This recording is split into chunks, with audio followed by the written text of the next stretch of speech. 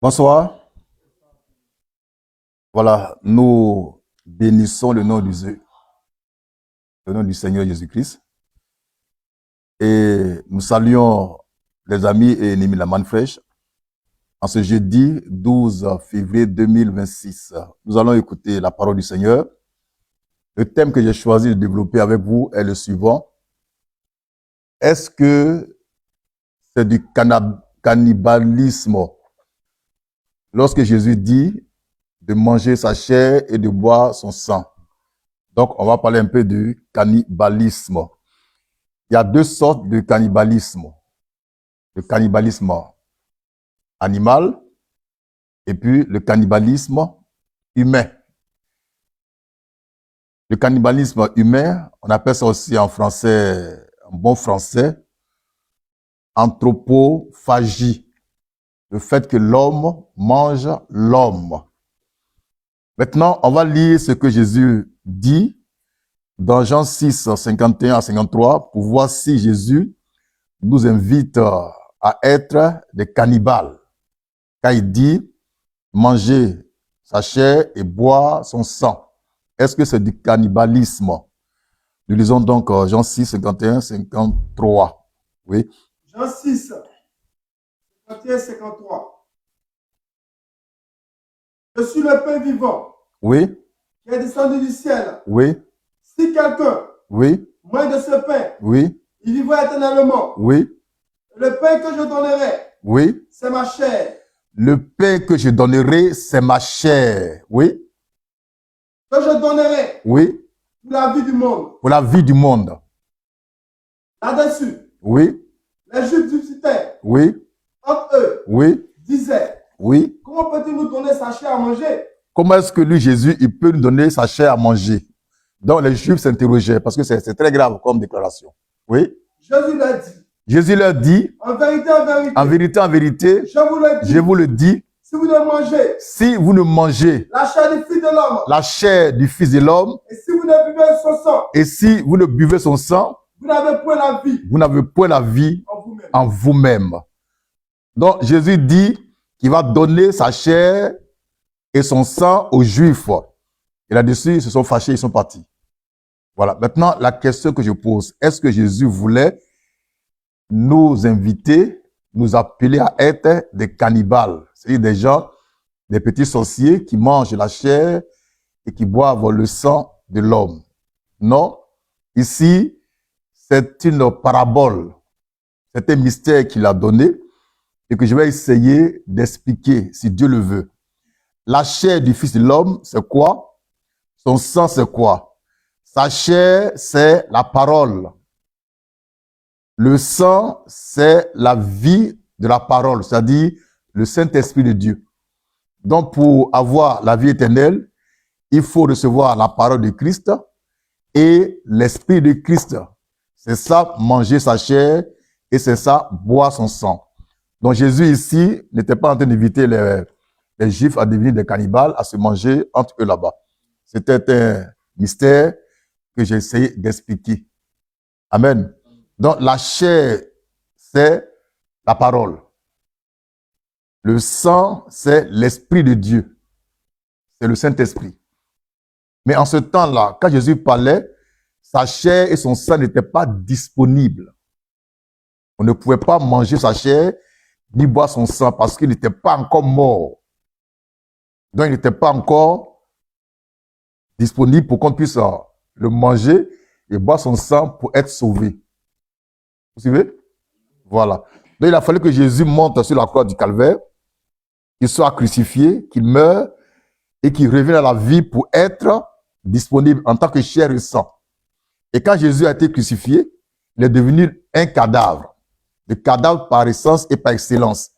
Parce que la chair de Jésus et son sang ne pouvaient pas être accessibles tant que Jésus n'avait pas été crucifié. Donc quand il parlait ce jour-là, personne ne pouvait manger sa chair ni boire son sang. Mais après sa résurrection, sa chair et son sang étaient disponibles. En ce moment-là, celui qui mangeait de cette chair et buvait de ce sang pouvait avoir la vie éternelle. La chair du Fils de l'homme, c'est la parole de Jésus-Christ. Son sang, c'est l'esprit de Christ. C'est ces deux choses-là combinées qui nous donnent la vie éternelle. Amen. Nous lisons Jean 6, 54 à 55. Jean 6, 54, 55. Oui. Celui qui mange ma chair Celui qui mange ma chair et qui boit mon sang et qui boit mon sang à la vie éternelle, a la vie éternelle. et je le ressusciterai Oui, au dernier jour. très bien. Celui qui mange ma chair et boit mon sang a la vie éternelle. Car, Attends, donc je réexplique encore. Quand Jésus parlait, sa chair n'était pas disponible, ni son sang. Pourquoi? Il n'était pas encore mort. Il dit de manger sa chair et de boire son sang. Donc le sang de Jésus était dans sa chair. Et pour qu'on puisse boire le sang, il faut que Jésus-Christ répande son sang. Et il doit mourir pour que son sang soit répandu. Et quand le sang est répandu et que son corps a été brisé, il est devenu le cadavre par essence et par excellence. En ce moment-là, on pouvait prendre sa chair à manger et prendre son sang et puis boire ça. Mais tant que Jésus n'était pas mort, sa chair et son sang n'étaient pas disponibles. Je réexplique pour qu'on puisse bien comprendre. Il y a un passage qu'on va chercher pour lire. C'est dans Jean 7, rapidement. Jean 7, 38, 39. Jean 7, 38, 39. On a trouvé? Jean chapitre 7, verset 38 au verset 39. Oui? Jean 7, Oui? 38, 39. Oui? Celui qui croit en moi, Celui qui croit à moi, des fleuves d'eau vive, des fleuves d'eau vive couleront de son sein, couleront de son sein, comme dit l'Écriture. comme dit l'Écriture. Verset 39 maintenant. Il dit cela Il dit cela de l'esprit que devait recevoir de l'esprit que devaient recevoir ceux qui croiraient en lui. ceux qui croiraient en lui. Car l'esprit Car l'esprit n'était pas encore parce que Jésus n'avait pas encore été crucifié, non pas crucifié, glorifié. glorifié. Donc, Jésus était sur terre. Il prêchait son évangile. Étant dans ce corps de chair-là, on ne pouvait pas céder à sa chair, à son sang pour boire ou pour manger. Donc, il faut d'abord qu'il soit crucifié. Et quand il a été crucifié, qu'il est monté au ciel, c'est là qu'il a répandu le Saint-Esprit. Donc, le verset 39, le chapitre 7, nous dit clairement que l'Esprit de Dieu ne pouvait pas venir tant que Jésus-Christ n'avait pas été glorifié. Donc, il a été glorifié après sa mort et sa résurrection et son élévation au ciel. C'est la même chose. Il dit en Jean 6, 51, 54, il dit, il faut qu'on prenne sa chair pour manger, il faut qu'on boive son sang. Mais tant qu'il est là et qu'il n'est pas passé par la mort, son sang n'est pas disponible, sa chair non plus. Donc, il a fallu que Jésus-Christ soit crucifié, qu'il meure, qu'on enterre, qu'il revienne à la vie pour que son corps, sa chair et son sang soient disponibles. En ce moment, il est devenu le cadavre par essence et par excellence autour duquel vont s'assembler les aigles. Et là, nous entrons directement dans Matthieu 24, 28, où Jésus dit, en quelque lieu que soit le cadavre, là s'assembleront les aigles. Donc, pour que Jésus puisse rassembler les aigles pour l'enlèvement, il a fallu qu'il devienne cadavre, c'est-à-dire qu'il soit crucifié et qu'il soit ressuscité d'entre les morts. Et le même mystère continue aujourd'hui. Tous les chrétiens, les vrais chrétiens, les fils de Dieu et les filles de Dieu qui peuvent et qui vont prendre part à l'enlèvement doivent absolument se retrouver autour du mystère du cadavre de Matthieu 24, 28. Car c'est là seulement qu'on trouve les aigles. Pas dans une église. Pas autour d'un missionnaire. Pas autour d'un prophète. Pas autour d'un bishop. Pas autour d'un apôtre, mais autour du cadavre. Donc Dieu enverra un cadavre autour duquel il va rassembler ses élus avant l'enlèvement. C'est bon? Jean 6, 56. Là-dessus. Jean 6, 56. Oui? Jean 6, 56. Oui? Celui qui mange ma chair Celui qui mange ma chair et qui boit mon sang et qui boit mon sang demeure en moi demeure en moi et je demeure en lui. et je demeure en lui. Celui qui mange ma chair et boit mon sang demeure en moi, Jésus-Christ, et moi je demeure en lui. C'est la même chose. Elle dit, tu reçois la parole de Jésus-Christ, après sa résurrection, bien sûr. Et puis son esprit, alors tu demeures en lui, lui aussi, il est en toi. Et ce qui fait la force des vrais fils de Dieu, c'est qu'ils ont les deux choses. La parole du Seigneur révélée, et puis l'esprit de la révélation. L'esprit de Dieu, l'esprit de la sanctification. Tu peux avoir et croire à la parole de Dieu et puis ne pas aller au ciel.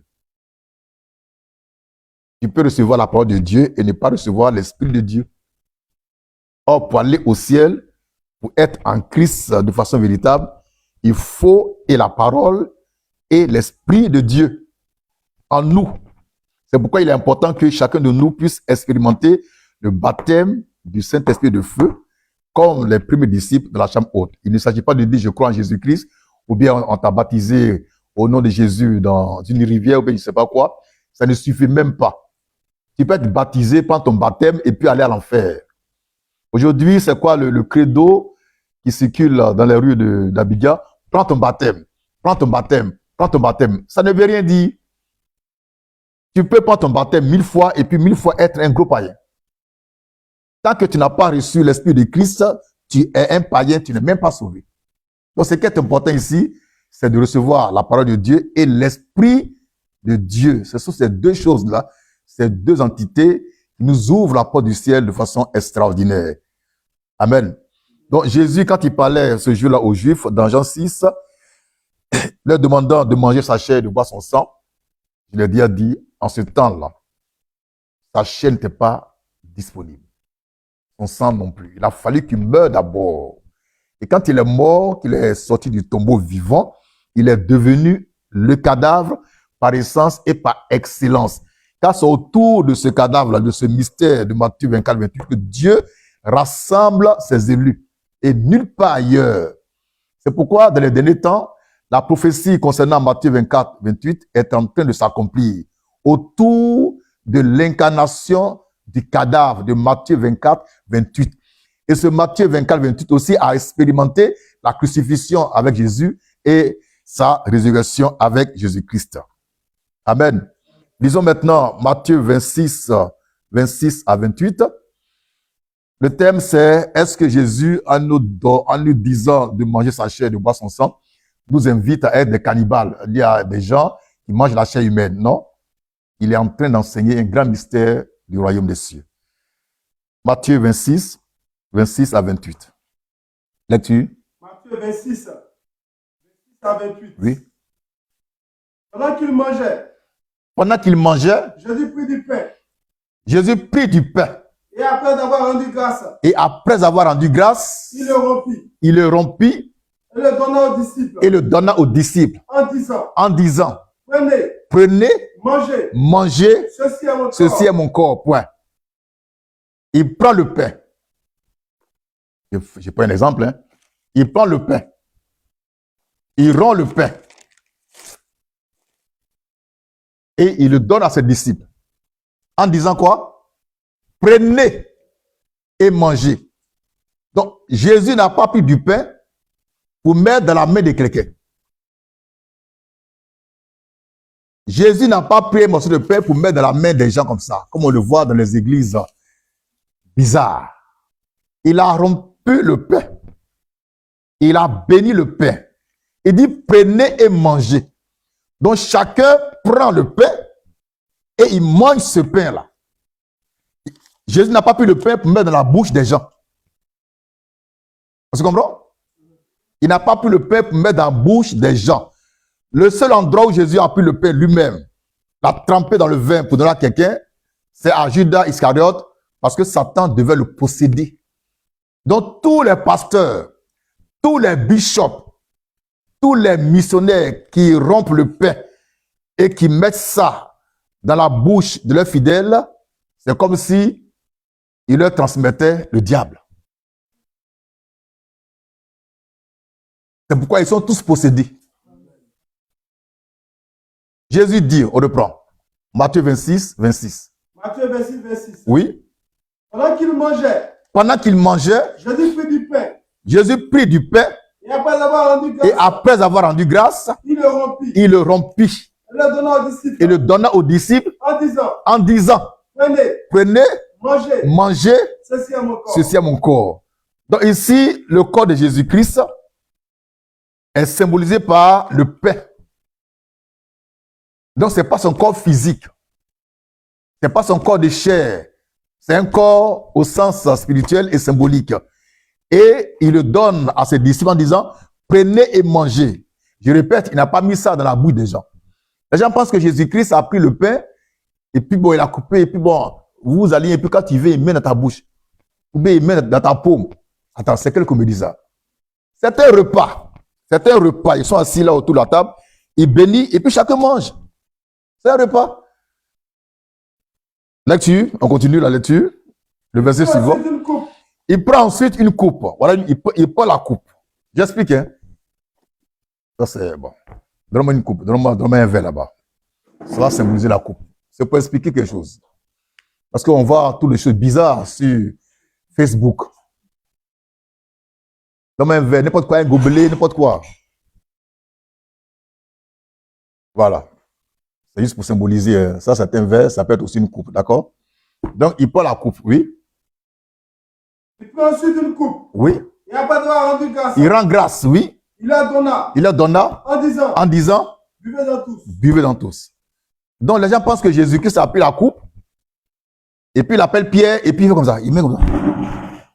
Pierre, il boit un peu. Il appelle Jean. Il boit un peu. C'est quoi tout ça? C'est la comédie.